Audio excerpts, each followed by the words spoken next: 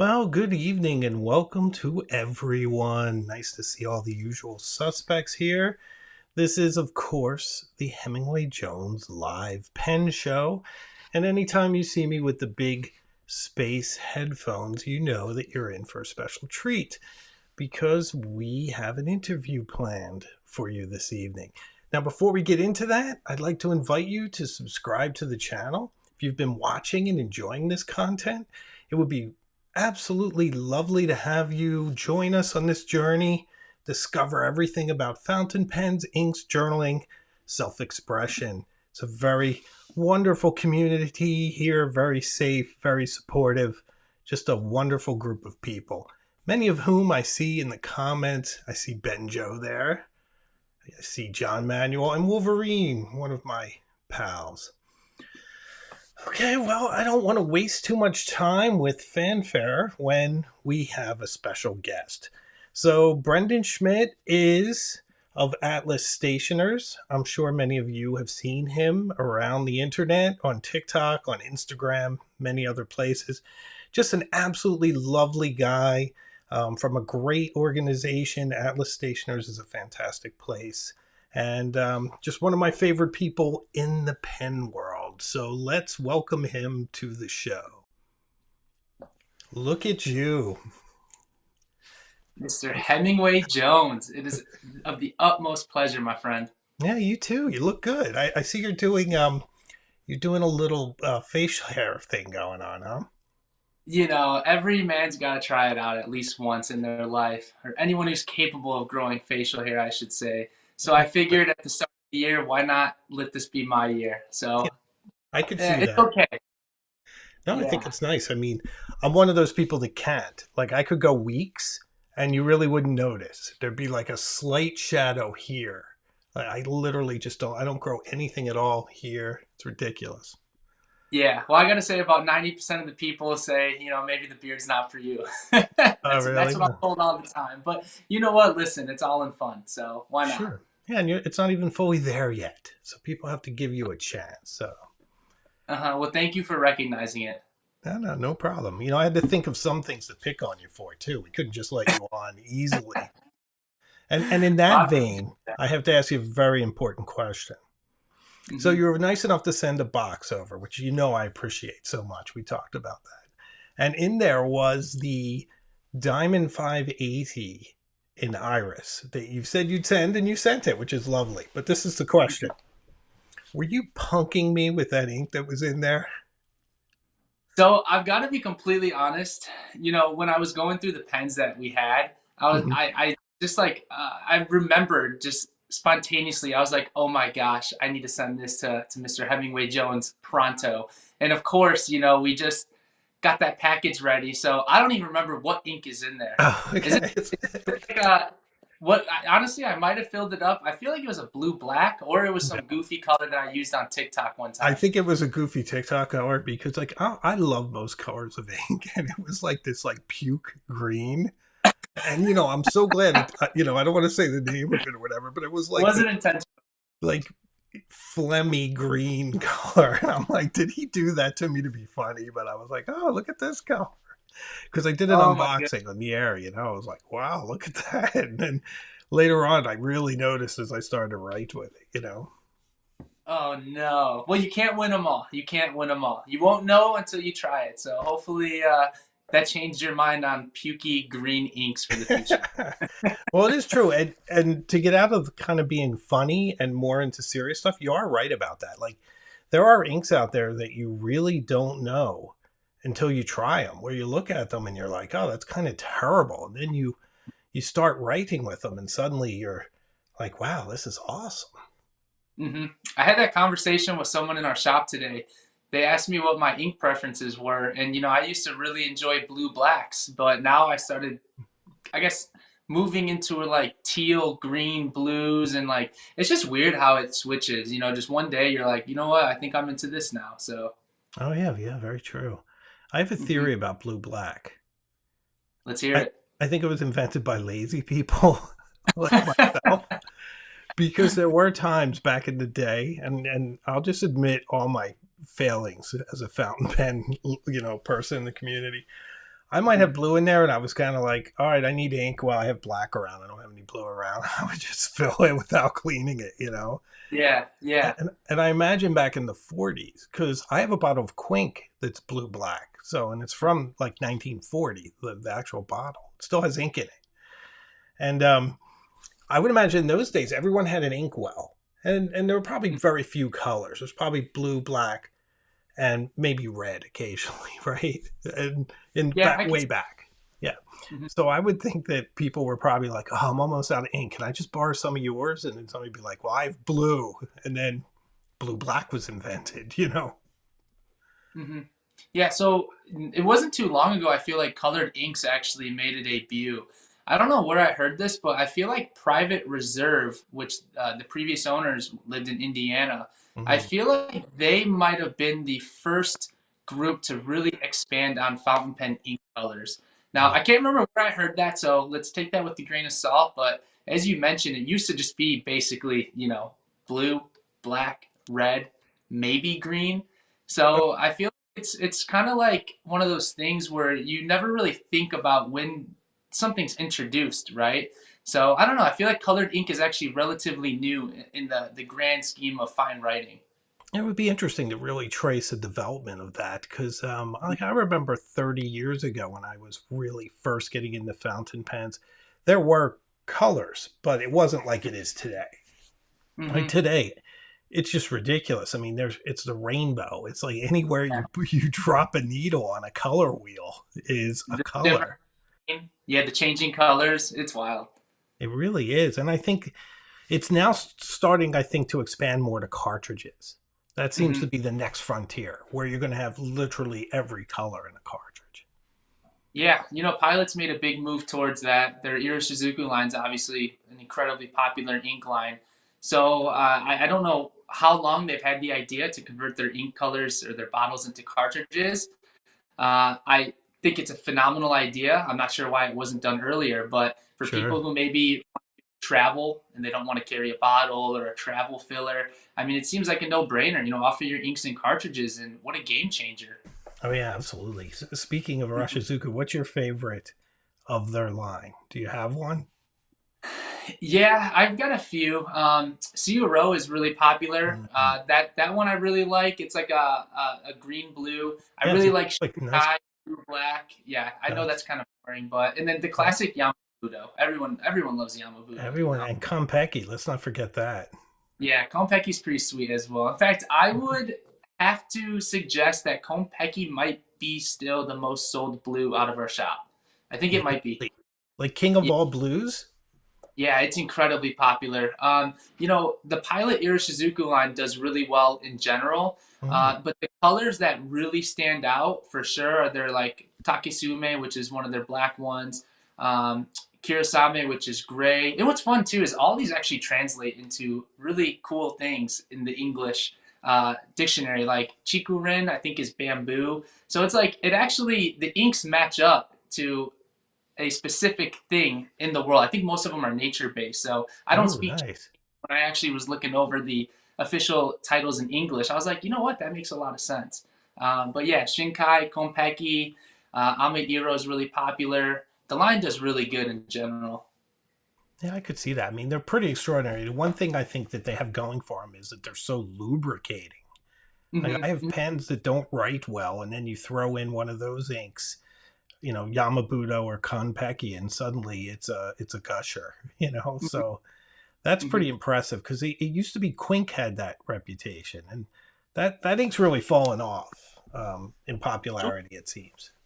Sure. I would suggest that as new brands emerge, we start seeing new characteristics. So the thing with pilot inks, right, is it's probably the wettest set of inks that we offer. And so when you're looking at a fine writing instrument, a fountain pen, a Hmm. lot of people correlate like the smoothness of the pen as it being better, right? So like for Yeah, a pen that maybe is an extra fine with a really dry ink, it might have more feedback. A lot of people right. don't like it. However, that doesn't make it better than the buttery sensation of like the pilot ink with a pelican nib, right? Sure. So I think that pilot is incredibly popular because of how smooth it is. But circling back, I think Parker and Waterman, their inks are still very prevalent nowadays. It's just we've seen so much shift. Like for example, Ferris wheel press is just blown up.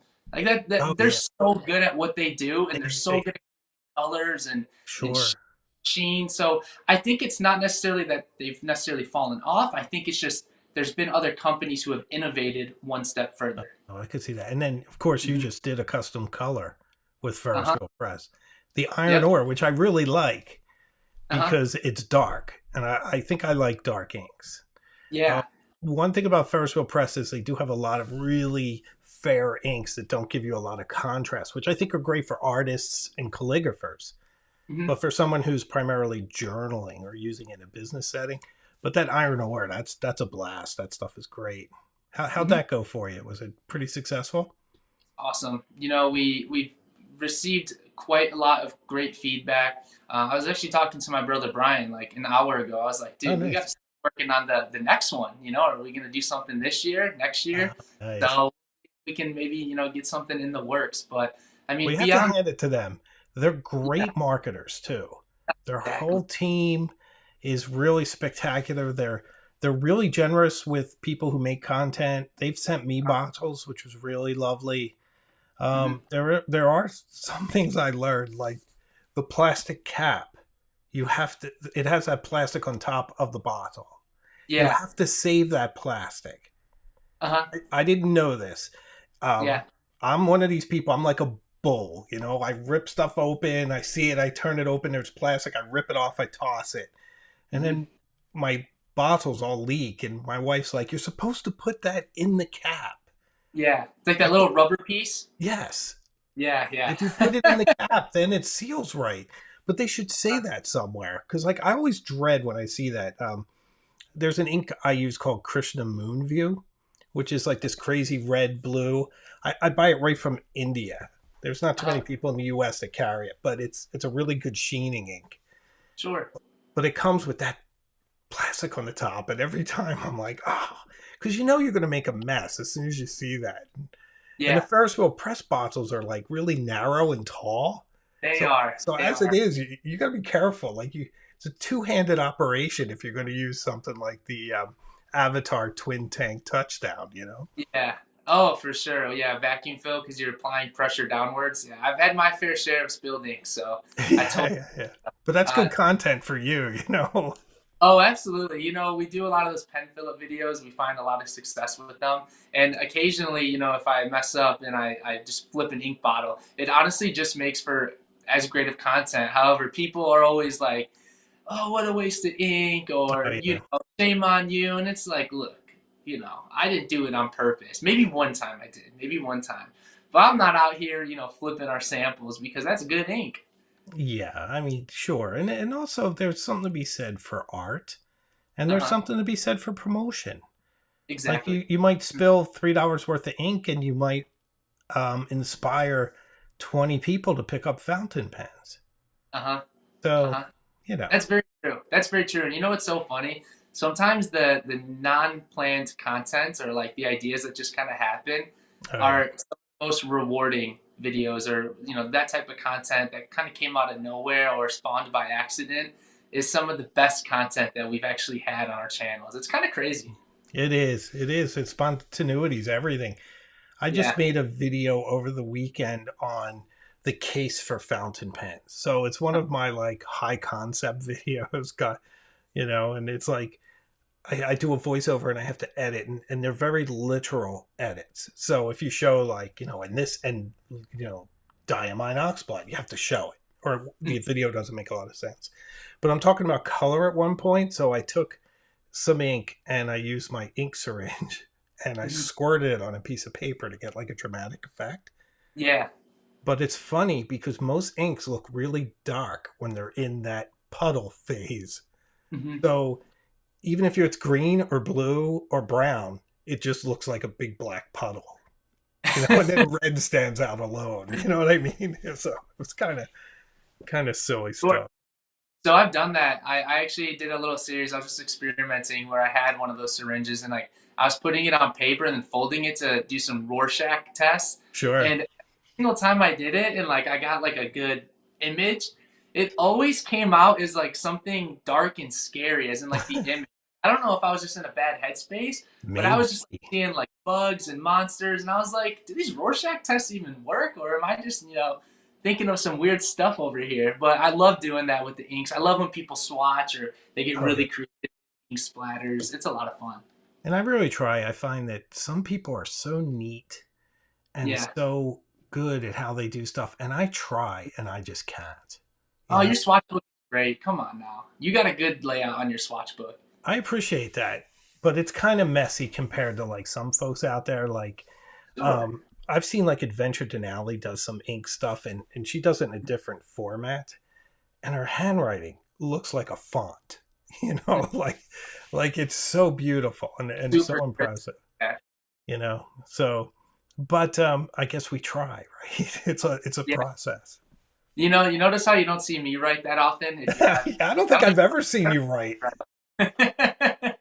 But there's someone on your staff that has calligraphic handwriting.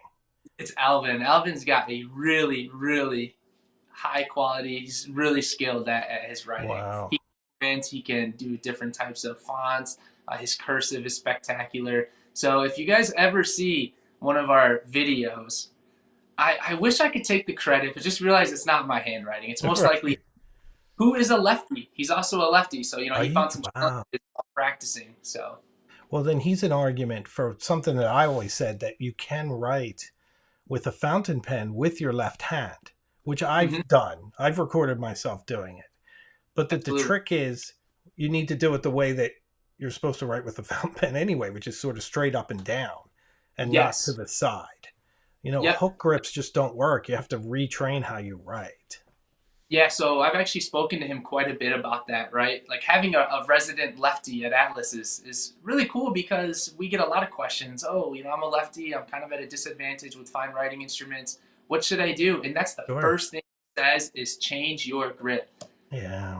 Overhand is not going to work. Like dragging across is not going to work. You have to kind of hit that classic underhook grip. I think that's what you call it, like the underhanded angle. Is And that what it is? The straight up and down is called underhanded? correct. Yeah, exactly Okay. how like we do it as righties. Yeah, and he I need said to, once he got out of the habit of his normal writing and kind of built that habit of a better angle, it really changed the game for him writing. wow. So that you're a lefty watching, don't feel discouraged, but that's really the best option you can do because of the fact that like for some lefties, let's say with like a Falcon, right, a Pilot Falcon, which is a flex nib. I had a gentleman in the shop today who was struggling with the nib because like it was kind of catching because it was more flexible and like Oh, yeah, yeah, had yeah. an overhook. The nib wasn't really acting at the proper angle, giving him that good experience. It was kind of flicking, or catching, and dragging. So there are some challenges, but you just have to Yeah. overcome them. Yeah, and flex nibs sometimes aren't all they're measured up to be. Mm-hmm. Like everyone goes in search of this perfect flex, but Mm-hmm. I think some of the vintage pens are really enjoyable because it's soft. But unless you know how to write in calligraphy and you're going for copperplate or Spencerian, Sure. it's not that easy because it gets exhausting. Like you're It does. constantly going pressure, and we're all Uh-huh. taught not to write with pressure. So suddenly, with a fountain pen, with a flex nib, that's all out the window, and each downstroke is like a heavy, downstroke, and it's Yeah. really tiring. So what I see a lot with flex nibs is when you over flex it and you kind of railroads, that's pretty normal. It means you overextended the flex capabilities and you just have to redip the pen or whatnot. People who aren't really that skilled or understanding of flex nibs, they think that there's an issue with the nib when it does that, but Oh it's more yes, so that does happen and like you're not going to find a nib out there that can just take any amount of flex, right? You're going to eventually spring it or you're going to get railroading and you just have to redo that stroke. yeah, So I think that's just a lack of education. And I think it's maybe having too high of expectations for assuming you can get a nib out there that just like, goes from, this to that laying down the ink. yeah. So, I think the closest you get to something like that is a vintage Waterman. I sure. don't think you can spring those. And the weird part is they're tiny nibs. They're Mhm. teeny tiny. I don't have mine handy, or I'd show you, but they're really small. They will railroad though, Uh-huh. if you press them enough. But I think, I mean, I don't really want to test this theory, but I think it's impossible to spring one. I did spring another nib though, because I was filming. And have you ever done this where you're filming yourself writing? You don't have that same appreciation for the amount of pressure you're using because you're looking at it through like a macro lens instead of Yeah. what you're actually writing. And I was doing that with a Blue Dew Uh-huh. flex nib, and it just went, and the piece just like flew off on the other Oh side of no. my room, and I'm like, oh boy. So there's one. Yeah. So when you record writing like for content, so you Mhm. look through the lens, right? You don't look at like beyond the lens and like at your actual writing. It depends. In the old days when I used to handheld, I used to Sure. look through the lens. But now I have this like crazy box that I call my influencer box, and it has a Yeah. light that comes up that you can hang your phone off of and face front, which is really Oh, handy. And then it has a little arm that comes up and out that you can put your phone on, and you can put it at different angles. And you can, what? yeah, it's really, I could kind of show you. But Dude, I need to get one of those. yeah, look at this. It's probably made for like people that do beauty content. Yeah. So what What? happens, the back opens, right? And this thing comes up like that. And then Sure, sure. light. And then you can change the color of the light. And it has Yeah. different brightnesses and things. Beauty, fountain pens. Yeah, that's one and the same, man. It's Right? one and the And same. then this thing comes up and it does Oh, I that. okay. So, oh, this way. So it's And that pretty fits on, handy. What's that? that just fits on your desk, right? It's like a tabletop thing. Yeah. Oh, that's crazy. Put it down. I highly Wow. recommend it. And it was funny because it just popped up in my feed, and I was like, I really need that, and I bought it. That's how they get you. The little people in your phone that just know everything that you need, man. Yeah, yeah, they really do. Yeah. So I brought home one of our big like tripods this time with like a mount because I didn't want to mess around for this stream, man. I was like, you know what, we're getting the full setup, so I brought our big ring light. And I wanted to make sure that we had things ready to rock for this evening. So that seems Of like a course. way easier setup though. Yeah, it really does work. And then I have this other really simple contraption that just crosses. It's like a piece of wood, and I can put my Yeah. phone on the side, and it does this like side angle. And that's how I Int- get really close to the words. yeah, yeah, interesting. I'm That's sweet. amazed. What's that? I said that's sweet. You got to figure it Yeah, out. yeah, I do. I do. But we're kind of talking, you know, uh, like how to make content stuff here. We're going to lose people. So let's bring it back to pens. Tell us what's new in the world of Atlas. Yeah, yeah. Well, cool, man. Well, cool. Yeah, you definitely built my curiosity right there. So sorry for getting Sure. sidetracked. Well, I'll Um, let you contact me offline. I can tell you how to get it. Sweet, sweet. Yeah, so if you guys are kind of wondering what's new at Atlas, I've been thinking a lot about, how we can constantly produce content, or my brother and I have been talking how we can kind of keep building Atlas and the social media aspect and collaborate more with the community. So I think I spoke to you very briefly about this. We got two big announcements. Oh yes. Yeah, it's crazy. We just launched actually this thing yesterday, right? So we started the Atlas affiliate program.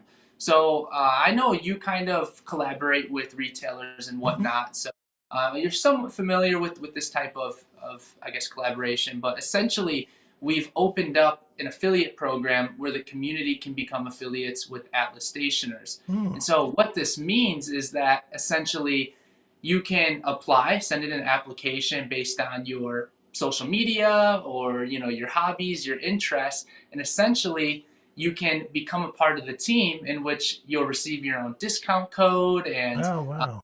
your own link, kind of like what you had on your you do one with your profile. I know you send Well, people to. yeah, and it's I didn't. I know we talked about some stuff. I don't think we talked about the affiliate program because just to, and I think this is going to support what you're saying. I have an Amazon page, Yeah, and I had it up, and I just thought it was a way that I could curate it so I could have some products up, and as I sure. show people things, they had a place to go to buy them. But Uh-huh. what happened was some of the stuff that I bought from it like particularly a big bottle of Jerbon ink came in broken, and there Oh was no. no redress. Like I was said to them, like, "Can you rebate me for this?" And they're like, "Oh, send it back to us." And I'm like, "You want Sure. me to send back a broken bottle of ink?" And I Yeah. was like, "Okay, that's it." And I shut it down because Yeah. I wouldn't want people to have that experience if my name was attached. You know what I mean? Exactly. So Exactly. the idea of having an affiliate program with someone like you, because like I buy a lot of stuff from you because I'm like, hey Brendan, check that pen for me before it goes. And Yep. some of Yep. my friends and my close, friends of the channel, like some of the members will say like, oh, I really want a Visconti Homo sapien. How do I go about getting one? I'm like, call Brendan. Like he'll check it out, make sure it's okay. I mean, you're spending a lot of money for a pen like that. Make sure it's Agreed. Agreed. Especially with how finicky, any type of fine writing instrument can be. It's nice to be able to have that support before the product's sent out, during, after. absolutely. Real quick, that ink bottle just brought up a funny joke that I've seen people do. Like, so I've seen people when like they don't get their package, and Amazon will be like, "Hey, can you send me a photo of the problem?" And people just like send a photo of like their hands, like, Yeah, holding "No package." nothing. How am I Yeah, supposed to send a photo of a package I didn't get? It always cracks me up. Always cracks me up. that's true. Anyways, so like Please. going off that, right? So yeah, you've recommended countless people to us. So how that would work essentially, and we'd be thrilled if you want to collaborate with us on I would this. love to. Basically, like you would have your own discount code, or it'd be Hemingway 10 or whatever it is, right? And then anyone Sure. who uses that code on our website, they get a discount, right? They get that 10% discount code, but then you would get commission, 10% commission on whatever they purchased in the Yeah. form of store credit. All right. So where that comes in is fantastic, especially for an individual like you who has a pretty large following, Yeah. right? Someone like you, if people are constantly using your code, you can build up unlimited store credit, and then boom, you can transfer that I guess commission, and you could put it in the form of an Atlas gift card, which you can spend at our shop. So it just gives people That's more of all. an incentive. And honestly, the goal here is, and I'm sure you can attest to this, is like the people who buy fountain pens are going to buy fountain pens anyways, right? So the goal here is not necessarily to like appeal to the people who are already buying fountain pens. The Right. goal here is to get more people into fountain pens. So if this Yes. reaches other content creators even outside of the fine writing world, like imagine somebody who does car content, and they've got 1 million followers with cars, and they randomly come across this, right? Well, they have 1 million people following them, and maybe that brings that into the community. And the overall goal here is just to build the fountain pen community even more. Because when you're in a niche community like this, I'm not saying there's a capacity for it, just you have to think outside of the box to really try to start growing the community as a whole. Yeah. And one thing, You're right. You're right. exactly, one thing my dad always has told me, and this is stuck with me ever since the first time I heard him say it. My dad's the owner of Atlas, for those of you who don't know, Sure. is high tides raise all ships. And Right. so, even though Atlas might have other retailers as competitors and whatnot, when those companies are bringing more people into the community, if we're bringing more people into the community, you know who grows and you know who is benefiting off that? Everyone in the community. So that's been a huge initiative for Yeah. us. I think I see some love too in the comments. I put some of them up. Ali J, one of the members of the channel, says, Hemingway, you should totally do this. She said Yeah. earlier, Brendan helped me with a finicky Tibaldi. That's why I Yep. always get pens there. Um, then Amy Alphabet, another member of the channel, says HJ mentioned you, and now I stalk your site looking at those Mayora pens. Oh, And then nice. Simon Krupa, Brendan, do you have a monthly ink box or other similar subscription? Sure. Yeah, we've thought about doing something like that. However, it's that's very challenging. That takes a lot of time and planning. So for Right. anyone that with any company that offers subscription boxes, give them credit. Definitely give them credit, because it takes a lot of planning, what items to do, making sure you don't get duplicates. So something we'll look into again, but most Mm. likely be doing in the near future. Well, plus you're a small business. Like you stock your orders from the shelves. Uh huh. And, Exactly. a lot of other companies are virtual or they have warehouses and staff. And you Mhm. guys are pretty small. So in between, like someone coming in asking for something, you're stocking an order. not stock, Huh? fulfilling an order. Um, Exactly. it, Scott say asked, does Atlas send to Europe? Yeah, so we do ship internationally. We ship to the I think the European Union, the Hmm. countries that fall in that category. On our homepage, scroll all the way down. We have an international shipping policy. Basically, when we this is relatively new, maybe like 6 months. We basically mapped out and did all the logistics and kind of picked certain countries that we had the capability to ship to with our software. So most countries in Europe, I think, are good to go. Nice. UK is usually a problem ever since Brexit. It's always hard to ship there. That's one issue. Yeah. So the Uh, problem with international shipping is one, the customs, two, the duration it takes to ship out, and three, with lost packages or someone needs to make a return, you just really increase the overall cost of getting that order out and back. So there was a lot of logistics, at least thinking about where we can ship to and whatnot. Going to Canada is a different story, right? It's a little bit easier to navigate, but still, sometimes stuff sits in customs. I'm convinced that they literally just have a warehouse and they get a box and they throw it in the corner for no reason for a that's month. true. Like there's no. David Pruitt says, love to support family businesses. And that is the truth. And I think personally, that's one of the things I really like about sending people over to you is that if you're going to buy something, buy it from a small company of nice people that are going to give excellent customer service. Um, the one thing that might be a little counterproductive is like I get a little hung up on like not being too materialistic. Like I feel a little guilty if I'm driving people to buy the next thing. I actually got a really lovely letter from one of my members. I do a letter exchange for Cognoscenti and Illuminati members of the channel, and we're doing like pen pals. And Eric Oh, fun. Miller sent me a great letter, and I was reading it, and one of the things he was saying is like my channel helped him to really enjoy his pens.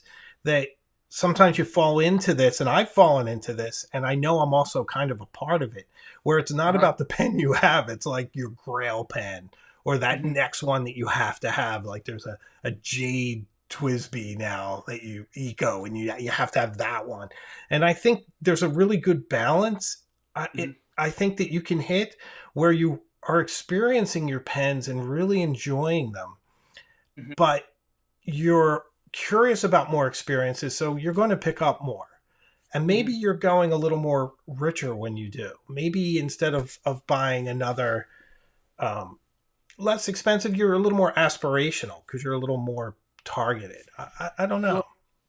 Sure. Sure. Yeah. Well, one thing I've learned is it's always your last pen until the next pen. So Well, let's get yeah, I back. mean, how many times have we said that? I'm not going to buy any more beds, And I know one that I saw on your site is, and I forget the exact name. Maybe you can help me out, but it's a Visconti. I think it's like a jade garden, Oh, the Lotus Garden. Lotus garden. Yes, yes, Yeah. Yeah. So that yeah, I've is got a it here. cool pen. I think I'm on a bit of a Visconti tear lately, but I'm really trying not. Oh, look at you! Yeah, we came prepared. Hold on. Let me see if I could get this light up a little more. Wow. Look, see, I mean, that's the problem. You talk, I don't want to be materialistic. I don't want any more pens. And then you flash that up, and I'm like, let me That's just the give you my Amex number right now over stuff. the internet. I'll dip test it and adjust the nibs just for you on live. All right. This one's called. It does look, it does look really pretty. So is it, Mhm. it's a different kind of resin? Is that what's going on in there? Or, Yeah, I mean, it's just a different resin blend. So one thing I've noticed, right, with Visconti is they do their lava rock. They do like they have different special edition series or limited edition series. So Mhm. this one is a part of like their resin limited editions, right? They did Oh, okay. Blue Lagoon in the past. They did Arizona Sunset. But what I've noticed with this one Mhm. is one, it's a lot of cooler tone colors. It's not just a mix of blues Mhm. or like a singular orange. And two, there's a lot more color in the resin itself. It's not it's transparent, right? But there's a lot Yeah. more coloration on all of them. But here's the game changer right here. I think the reason why this pen looks so sexy, hopefully I can say that, You can. is the the black appointments. The black Yeah. appointments make it look so crisp. Yeah, I can see that, and it does. I mean, that is a very attractive pen, and it's the same power fill system, all that. Oh, Mm-hmm. nice. Is that a steel nib or is that a that's a gold? No, no. So this one's 14 karat gold. Yeah, yeah. What I actually have here is a stub, which if you haven't tried their 14 karat stub Oh, nib, wow. yeah, we've got one in the shop. I've got one that's inked up. If any of you ever come by, ask to try it out. It's truly impressive. But yeah, so they recently made that change to in-house nibs like a year or two ago. Right. They're trying to basically assess and figure out how they can improve their quality control on their nibs. So this is their newer 14 karat gold nib for sure. Brilliant. Beautiful, right? Yeah, it's very nice. I mean, it's similar to the one that's on mine, I imagine, which is Yep. one of the smoothest mediums I've ever written with. It's an absolute joy. Seems a little sharp on the corners, almost like the way it's cut. Kind of reminds me of like a stub nib in a narrow stub, in a medium. Like it's really Uh-huh. nice. It's really Sure. really good. It's an interesting nib. Their Yeah. lower level, they're using Schmidt. I got one of the Mythos pens. Uh-huh. Did you guys carry those?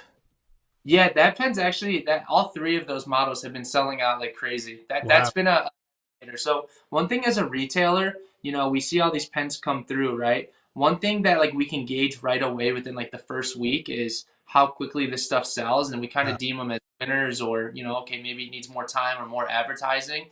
The Mythos collection, the Mirages, Hmm. really smacked. They were Wow. so yeah, those did really well. I think we're out of stock of almost every color right now, but we're trying to Wow. get more. I really liked it. I did a review. The only thing I really didn't like about it is it cannot post to save its life. Mhm. It's Mhm. supposed the magnets are supposed to hold it Wow. on the back soon, but you post it and go like this, it just flies away. And it's Yeah. weird. You feel almost like you want to like crank it on where you could do damage to the pen. Now I've stopped posting pens by and large. It was Sure. it was almost a year process to get me here.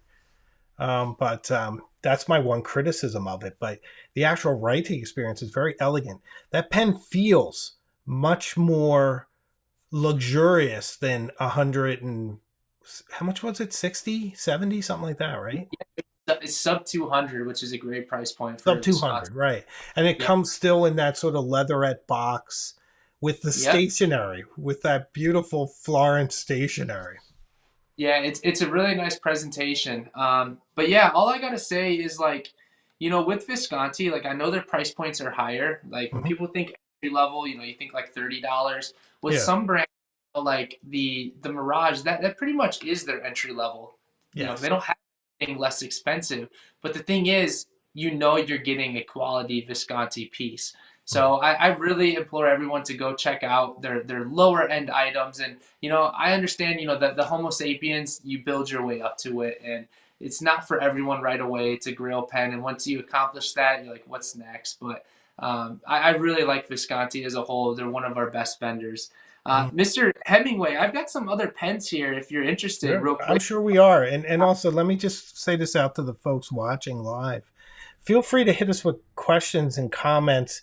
I'm putting some up on the screen, but if there's something you're curious about, I'm trying to keep an eye on the comments while I speak. So feel free to ask. Eric Miller, by the way, saying someone slapped my budget. I need that pen. Judy Anderson, I love that pen. It's too expensive though for me. Well, No, some of these things are aspirational. So um, yeah. oh, Simon Krupa is asking comparable quality to an 823. Um, Mm. I wouldn't compare the Mythos to an 823. I think the 823 is better than the Mythos. Well, there's not much out there that's better than the 823 for Do sure. you know my quote I about the 823? I say it all the time. Have you heard me? I say is it it's like it's something along the lines of like it's a perfect pen or something. it's a perfect pen, and you can buy another pen, but you don't have to. Hey, well, don't tell all the people in the pen world that if they've already got an 823, we'll go out of Right. business. Yeah, well, but we all It's know. very Do you know how very many true. pens I've bought since I bought my 823? Again, it's the last one till the next one. So, It's so um, true. But you show know, us what would be more. So, not to circle back to the affiliate Hmm? program, but we'll talk off air. We'll get you all set up. I mean, we really have no requirements, right? Like you already show so much support to Is have that what this you're resource. saying? That I'm like Yeah, no there is. requirements, so even I can do it? Yeah, Thanks. yeah, yes. But But you know what I honestly, mean? like I'm more. The thing for me is just having a home to send Sure, people to, sure, because it's Amazon's not the answer. It's just not. mhm, They just don't have enough control sure. That over makes the sense. vendors. Yeah, Sellers under Amazon, but more importantly, what I was suggesting is like then your followers who show you support on all your different platforms, they can get 10% off on almost every product in our shop. I mean, there's going to be some exclusions, obviously, but then if you ever show something on your channel, let's say the Pinida Twin Tank, and sure. maybe it's out of reach for someone, well, then you have that coupon code that you already know they can use, right? So Yeah, that's another big reason why we've kind of took this initiative is to like help customers also reach their goals while also budgeting, right? Make educated purchases that don't also break the bank. yes, So I feel like we'll talk afterwards, and maybe sure. that's something that you're in or some of your supporters. So Yeah. yeah, Now I think that you did mention the brackets. You might want to get that in before we get too far into the hour, because sometimes sure. viewership declines as we get on. So Yeah, that's crazy. 45 minutes. I could talk to you forever, man. Oh right, my Lord. sincerely, I just looked at that myself. Yeah, It yeah. does So go fast. it does. It does. You bring up a great point. So it's funny. Somebody mentioned the 823, which actually won this last year. But every year in March, we create a March Madness tournament, right? So it coincides with the NCAA college basketball tournament. For those of you who watch sports, basically in that tournament, they take 64 of the top colleges in the country, and they basically have them in a head-to-head matchup, tournament style, right? So we're doing the same thing, but with fountain pens. So this will be the third year we host it. We're getting ready to actually launch the tournament.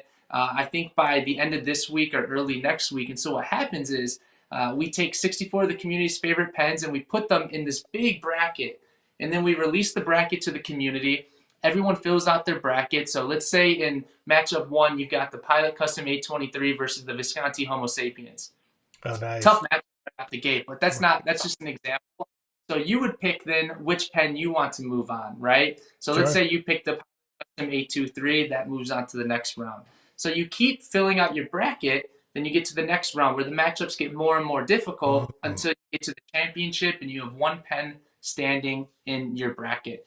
Then we have you submit the bracket, and then essentially what happens is once the deadline for submitting your bracket happens, we open up voting round by round, right? So it's insane. We do this huge bracket graphic. I dress up as an ESPN analyst. We go live. We introduce the Oh, that's brackets. so fun. Yeah, a bunch of fun stuff. And so what happens is you basically vote round by round. So you want the pen that you picked in your bracket to advance because if the community agrees by majority vote, that pen moves on and you're awarded points to your overall bracket. So essentially, we have a program on our website. It's all done digitally where you can follow along. Hopefully, Hemingway will submit a bracket. You can Oh, see where definitely. up compared to you and the community. You'll see where I rank. And essentially, it's a whole month event of just basically a huge tournament. And we eventually get down to one pen. And then we score everyone's brackets. And this is where it gets crazy. We're collaborating with over a dozen vendors, and we have over $10,000 in pen prizes Uh, this year. that's fun. Yeah, so the highest scores at the end of the tournament will be entered for the giveaways just by submitting a bracket. Like last year, we gave away a Homo sapiens just for if you Nice. submitted the bracket, you get thrown into the pool. So it's a huge event for us. It takes up my entire month, which is exhausting, but I'm always thrilled to do it because it's a lot of fun and it's something super unique that really helps us interact with the community and vice It sounds versa. like a lot of fun. I mean, I'll mention that to folks because I do a live show every week. I think it would be fun to kind of bring it up for people, and Yeah, then they have a chance to win, which would be great for them. yeah, yeah. So last year the grand prize was like a $3,000 Piniter. There Wow. was a Sapiens. Yeah, there was like $1,000 ST DuPont. So Wow. this year the tournament will be way bigger because now we have another platform of following on TikTok. YouTube, Instagram. So all in all, it's really a place to have fun and kind of like have a competitive, a little competitive nature, with your Oh yeah. colleagues and be like, oh, Hemingway picked the Lamy 2000 over the 823. How could he? What a I bad. wouldn't. I Yeah, don't have a exactly. 2000, so I can't. But I mean, maybe Yeah, because you have to do it conceptually. You're not going to have every pen. But yeah, Kaylee says sounds fun. Brendan, Allie J's on board. nice. They're asking when the brackets are due, but I don't even think you've printed them yet, right? So there's No, time. yeah, so we're finalizing it. So we actually have a big meeting tomorrow. Essentially, we're just gonna we need to figure out which 64 pens we're gonna put in the bracket this year. Sure. Keep in mind that Atlas carries because while the pen is still in the tournament, it actually goes on sale. So if the pens Oh, you like that's move on to fun. the second round, they stay on sale. On like a special tournament promotion, right? Which is really Nice. fun. But no, the bracket has not been released yet. We'll make big announcements, and it's all done through the homepage of our website. You click like March Madness tournament, submit your bracket here, and then basically it's a digital bracket that you fill out right then and there. Super easy. Once it's submitted, you're basically done, and you just enjoy the ride. That's really fun. I'm definitely on board. I'm sure a lot of folks will be. I see Chris Sands is on board. Sounds fun. Another Mm-hmm. person with really lovely handwriting, by the way. We're going to have her doing an interview in a couple weeks, so it's going to be super fun. You've got a Uh, great thing going, my friend. Thanks. I enjoy the interview thing because it's a little different. Otherwise, it's just me speaking, extemporaneously for an hour, hour and a half each week. And I think it's nice to bring in different voices. And I've had some other folks that are more storytellers to sort Mm-hmm. of get into the idea of inspiration and sort of touching on journaling and things like that. Because for me, it's all about writing Uh-huh. and self-expression. We do have an interesting question for you if you're up for it. So it's from Amy Alphabet, and she asks, I love that Atlas was started by Brendan's grandpa. If it isn't Mm-hmm. too personal, would he share his favorite memory as a little kid with his grandfather? Sure. So yeah, so Atlas was founded in 1939. It was actually my great grandfather. I Wow. never met him, though, unfortunately. So I'm fourth generation, and then my grandfather, Grandpa Joe, took it over, and unfortunately, he passed away when I was relatively young. Mm, So I didn't get too much time with him. But ever since like the 80s, 1984, when we moved, that's when my dad is actually taken over the business. So I don't really have many memories in regards to my relationship with my grandpa and Atlas. It's more so with my dad and Atlas. So the funniest things that I can remember is when I used to come down on like school breaks and things like that, right? And they would assign me these tasks, whether it's like, pricing greeting cards or, stamping something like envelopes. And there was such a big feeling that like I just owned the shop. I was doing such yeah, big work for the nice. company. I was just geeking and so excited for taking care of these big tasks for my family, and yeah, it was quite a lot of fun.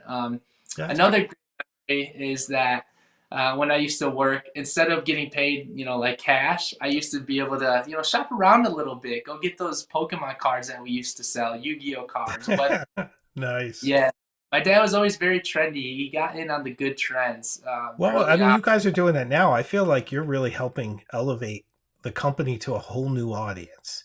Uh huh. The whole TikTok audience, the whole, you're on YouTube now too, right? Yep. So we're just basically posting short videos, and then we're Okay. also posting Alvin's live videos, which have been doing phenomenal. So yeah, kind of passively building the YouTube up. Oh, okay, good. I'll find you. I'm not following you now, but I will. I'll find you. So Sure. all that, I think you're just doing brilliant at that. I think the next generation's in really good hands. Thank Uh, you. That means a lot. So sure, couldn't have done it without both my parents and my brother who just sure, puts in an insane amount of time, and that guy does it all. Our staff is phenomenal. The vendors we work with are great. They show a lot of support, and then honestly, I mean, think about it. Atlas isn't Atlas without the consumer base. So everyone who supports sure. us has supported. And it's so rooted in Chicago. I think that's really cool as well. Yeah, Um, yeah, it's cool. It's cool to be a part of something that's got a rather long history, and it draws a different type of appreciation for sure. Absolutely. Ben Joe had a good question. I think kind of leads to what we were just discussing. He Hmm. says he was in Atlas last week. Can you talk about the remodel? I can see you've made a bunch of changes, and what more is in store for the shop? Great question, my friend. So, for those of you who have been following Atlas, maybe before the pandemic, it was a little bit more office supply based. And originally, we had just like five really long vertical aisles down the entire shop.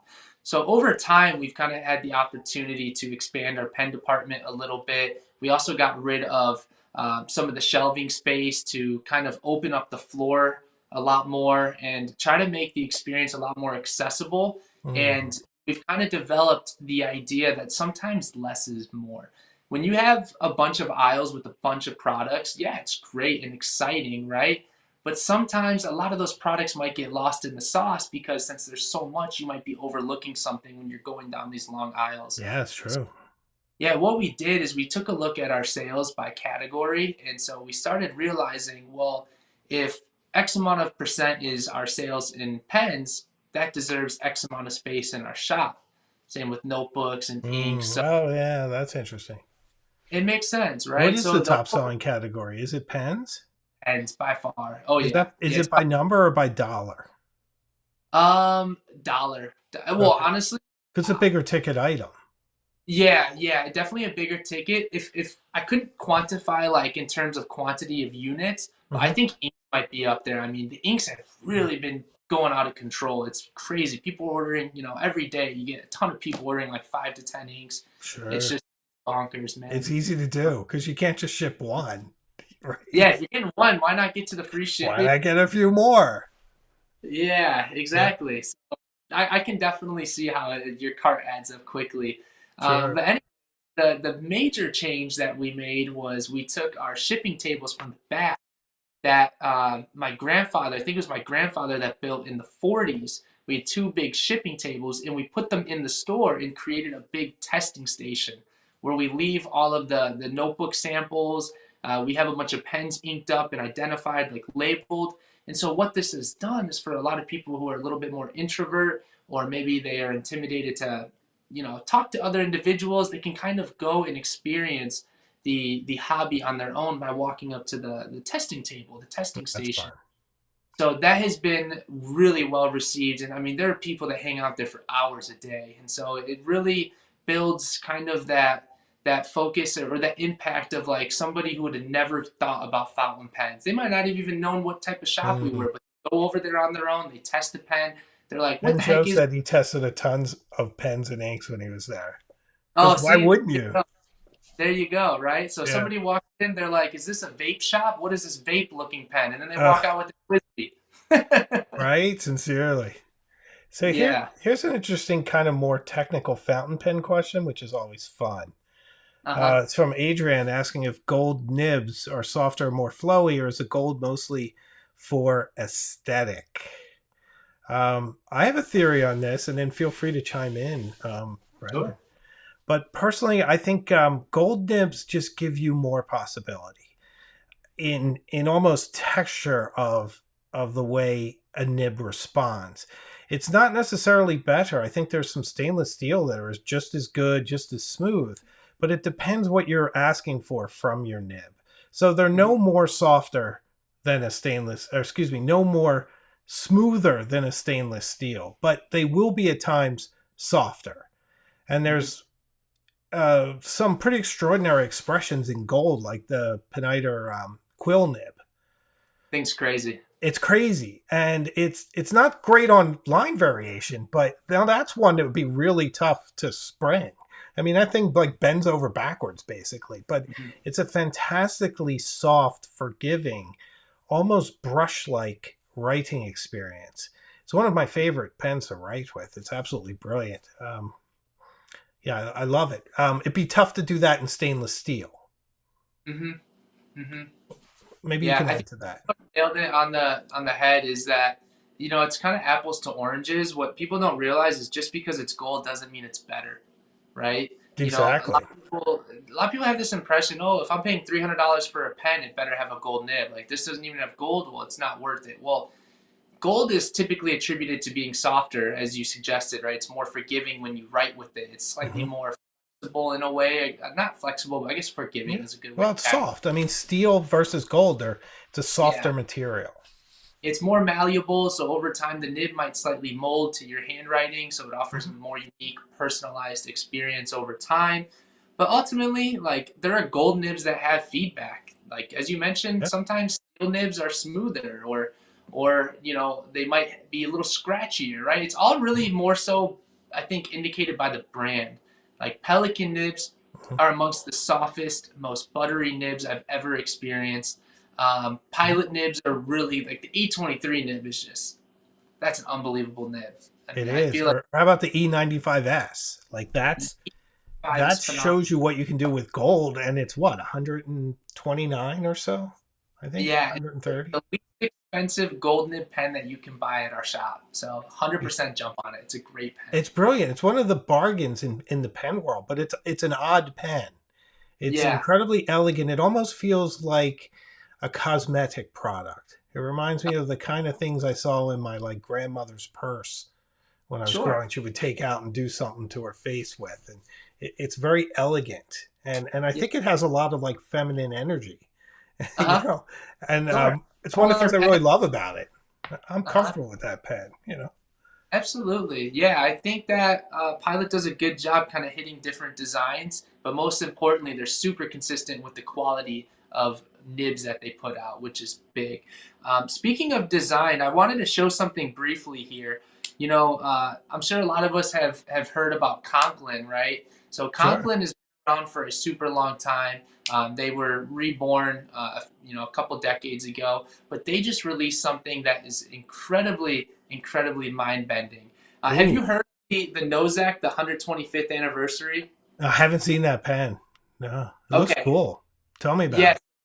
So this right here. So first off, most Conklin pens are about $200 or less. But what they did, because the owners of Conklin are really good friends with like Dante Del Vecchio, is Yeah, I was he's the going to say that clip looks like a Visconti.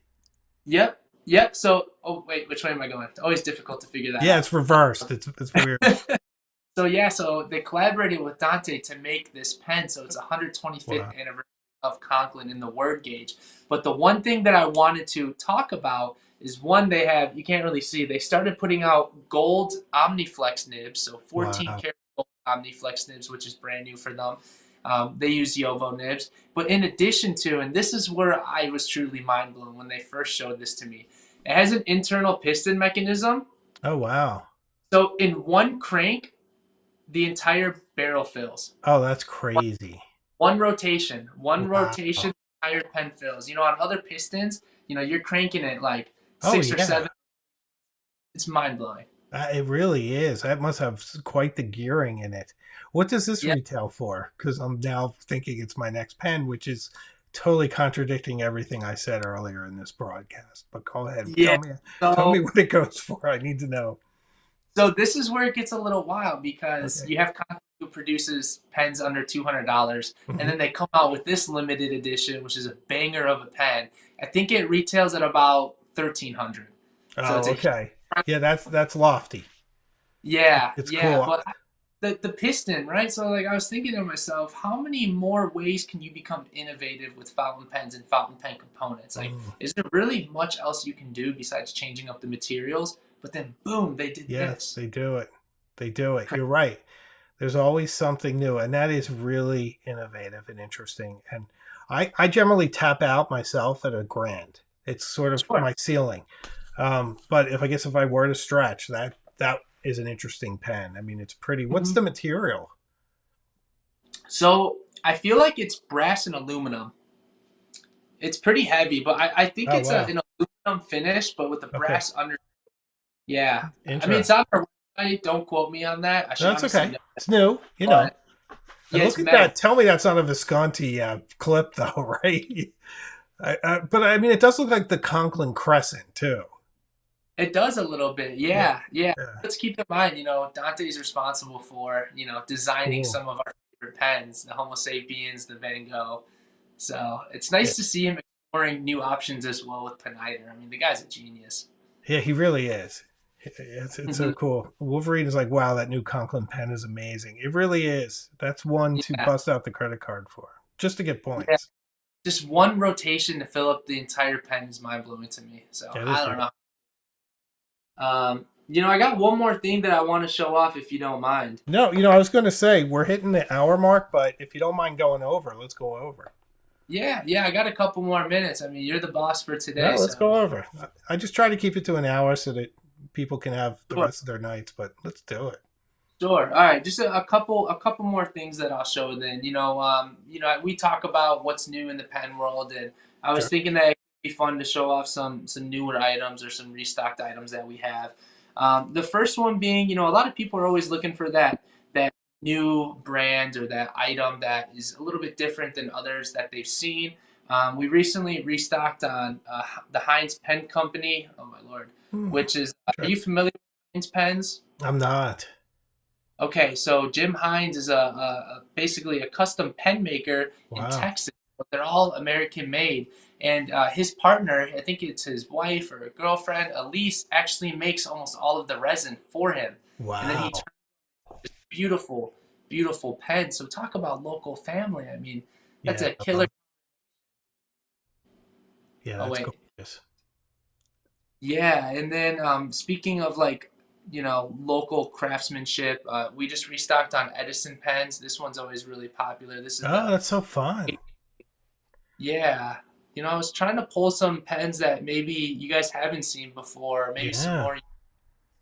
I've never written with an Edison. Are those Yovo nibs? Yep.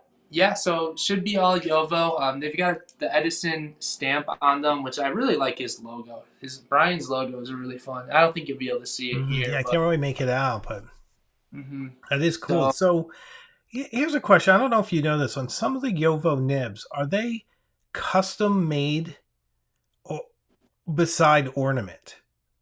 You know what I mean? Like, can a pen maker say, "Hey, I want a Yovo nib, but I want it a little bit smoother than the normal medium," or something like that? Do they have the ability to do that? So, because I know there's a lot of folks that are a little dismissive of Yovo nibs if they see it on a certain pen for 200, and they're like, I could get a Yovo nib on a pen for 50, and it's like, yeah, it's not necessarily the same one. Like I sure. know some of the gold ones, of course, are more money, and then they get custom tuned often Mhm. by the company themselves. But Yeah, so I think, and I don't work with Yovo directly, so it's another thing that we should take with a grain of salt. I think that they can adjust things. It's really dependent on the mold creation. So when you're working with these nib manufacturers, you basically have to one reach a minimum, and when I say a minimum, I'm talking like thousands to tens of thousands of nibs, right? Because the sure, cost to create the mold, the R&D involved and the raw materials. So I think they can make adjustments. They just change the mold. And then what they do is they create the raw nib and then they could stamp whatever they want, right? That's yeah, why you see different logos have or different pen brands have the different logos on there. right. Because you think if a company like that is capable of making it, then they're capable of doing it private label as well. Agreed. And honestly, there's a lot of private label inks. I wouldn't be surprised if there's a lot of brands making other brands' inks or pens, not as much. Materials, sure, right? Some brands kind of cross and they dabble with materials that other brands have already used. Sure. But that's the name of the game. That happens everywhere, every Oh yeah, industry. yeah, absolutely. And there's very few pen companies that are all in-house nibs, and a lot of Uh-huh. it's similar in the watch world where people can be dismissive of some of the common movements, some of the Seiko movements, or ETA out of Switzerland's at a lot of watches, but it's still serviceable. If it's out there, it's easy to replace. You Uh-huh. break a nib on a custom nib, then you have to find that again. Whereas if you Exactly. do have something generic, you can swap out easier. So there's another side to that too. So the number six Yovo nib is probably the most standard nib that I've come across, Sure. right? Just most brands use it. Speaking of like custom nibs, so like for example, on this Heinz pen, you're not going to be able to really see that, but that's a blue nib. Oh, I They can do see it. the blue. That's It's, screaming blue. it's That's crazy. So gorgeous. Yeah. Yeah, they do like an electroplating process, right? So like if you Oh, nice. break this, you pretty much got to go back to Heinz Pence to get a replacement because That's not right. many people they produce that. So yeah, that's really what I wanted to show you. So I appreciate you letting me kind of have some fun right there. For those wondering, I decided to try out the new Esterbrook to go cup, which has just been No. taken by storm. I mean, this thing is so sick. Have you seen this? You've had to have seen this. I did see it. It is amazing. It is amazing. Yeah, Yep. that's wild. That's wild. Esterbrook, we had Brian on. I'm friends with Brian. You are too, I Yeah, know. yeah. They, he and they as a company just have such an appreciation for writers. Like through and through, the idea is to produce really gorgeous writing tools Hmm. that will inspire people to write. And then you can get a nice journal from them as well. They have the page holders, they have these great storage things. He gave me a couple of single pen storage holders when I saw him in Boston at the Sure. Get a Commonwealth. common one. Yeah, which Yeah. was, really generous of them. And they're just really nice holders as well. Just a lovely guy too. Yeah. His passion for pens himself. He also may be, and correct me, maybe next to you, correct me if I'm wrong, the most like hardest working person in the pen business, because it's Hmm. like he's in They hustle. Istanbul, he's in Rome. Like Yeah. Oh like the yeah. guy doesn't stand still for a minute. Yeah. Well, what I've noticed is, so they obviously own the Esterbrook line, and then they distribute Right. Aurora, Montegrappa, Otto Hut. But what they've been doing is they've been finding a lot of success internationally with Esterbrook, and I've been noticing that they've been Yeah. international shows. So it's really nice to see them make that push. In addition to, they really integrate themselves with the community, kind of like what we're attempting to do. They really do listen to what the community wants. They figured out how to collaborate with Nibs or custom and local resin makers, and I think that's why they find a lot of success is because they listen to the community and they understand what people are looking for and how to innovate. Even their accessories. I mean, a pen company releasing a pen holder makes a lot of sense, right? So to me, this works out perfectly. But they even do like the bookmark holders. They do the tortoise pen stand. They just really got it down to a T, and yeah, we respect them a lot at Kenro. Yeah, they're We work very here. good at that. Yeah, I mean, they're inspiring. You spend 10 minutes with Brian, you come out of there inspired, like ready to yep, journal. yep. Tom Panic says, asked me if I could drop in the comments the pens discussed on the channel today, including the 580 Iris. Cheers. Cheers, Tom. I think I can do that. I think I can manage that. I think I'll remember everything, and I can put a list in the comments for you guys to refer to because yeah, we covered a lot of good stuff. Yeah, you have such a great following, very interactive. I really enjoy seeing that. Thank you. I've really found my home on YouTube. I really don't like TikTok anymore. Like I just think it's so manipulated now. I put up a post tonight, and I mentioned you, and they held it back. Where only 200 people saw it. It's weird. 3 hours. It's so weird. I've noticed that too when you do Yeah. collaborations, like they think you're trying to advertise something, and Yeah. what I've found is that, they are really strict and they try to encourage you to make certain content, or they reward you for doing certain things, and it's just not as free flowing as it should be. But Nope. you I did a know filter yesterday. It went to 25,000 people. A silly filter. what?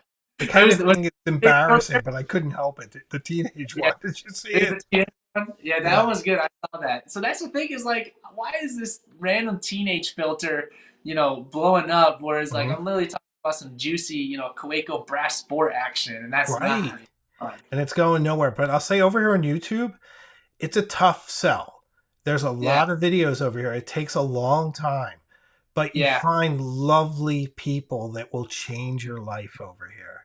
Like my good. members are the sweetest, most interesting, inspiring people I've met Yeah, in my life. Like it's been just transformative for me, eye yeah. opening.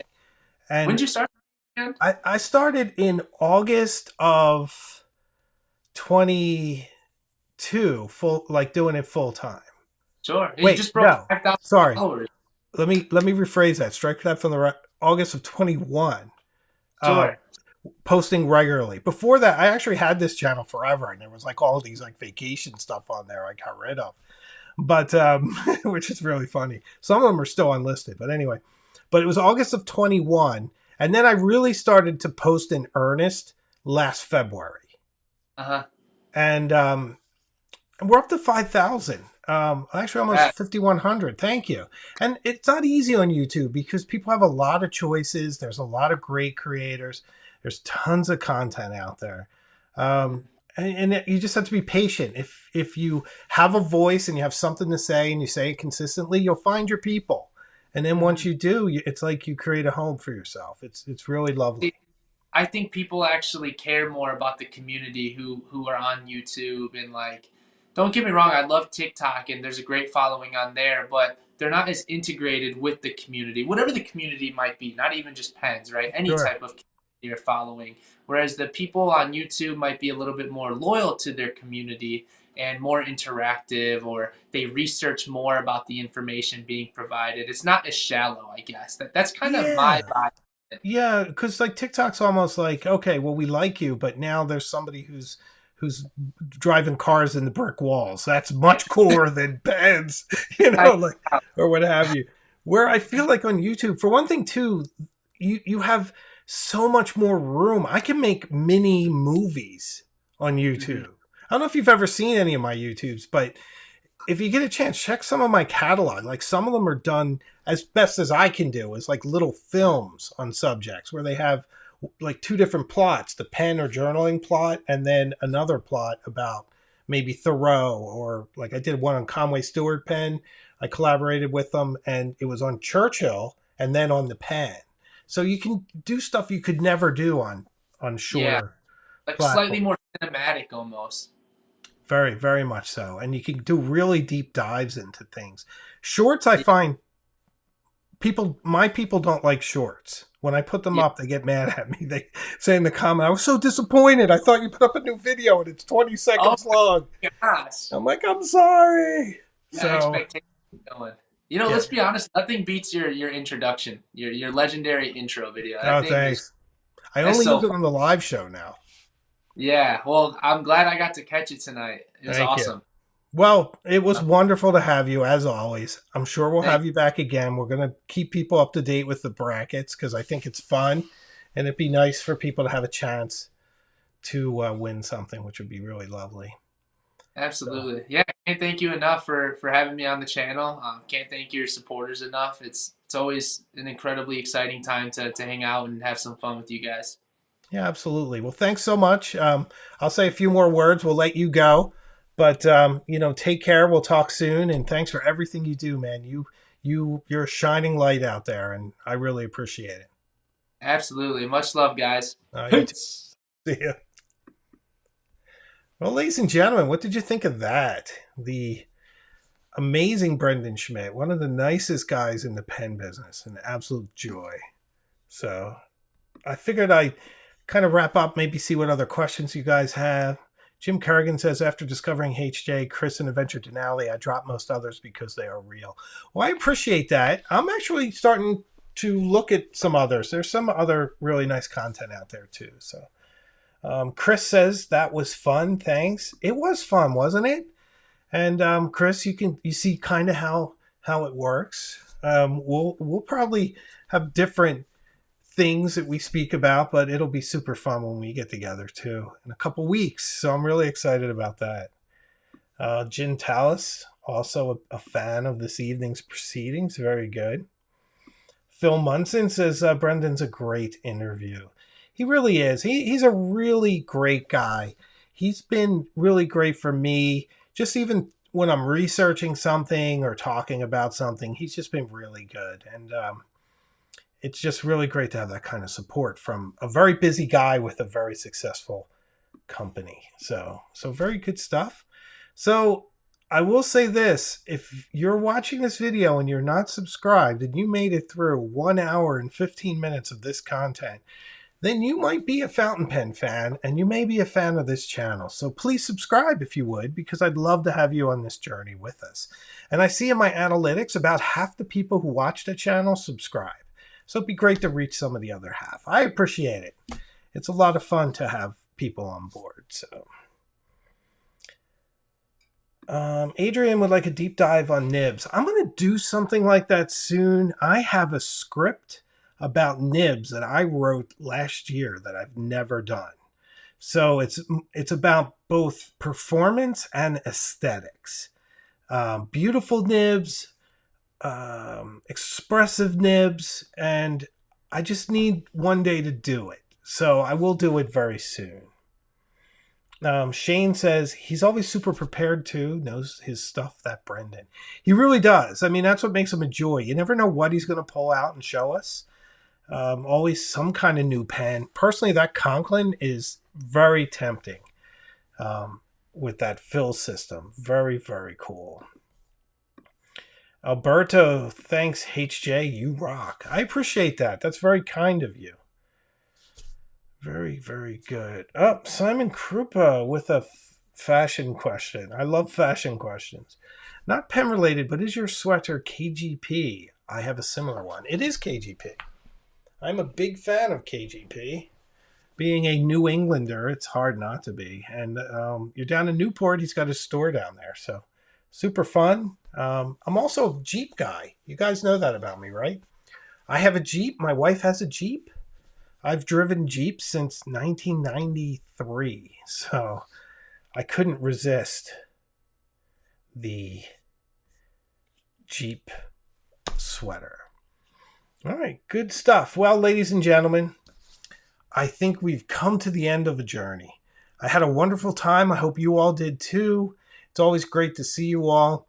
And I promise we will see each other very soon further up the road. We got a new video on Friday. I'm not even going to tell you what it is, but I think you're going to love it. It's one of my favorites. So we'll see each other very soon. Take care. Thanks.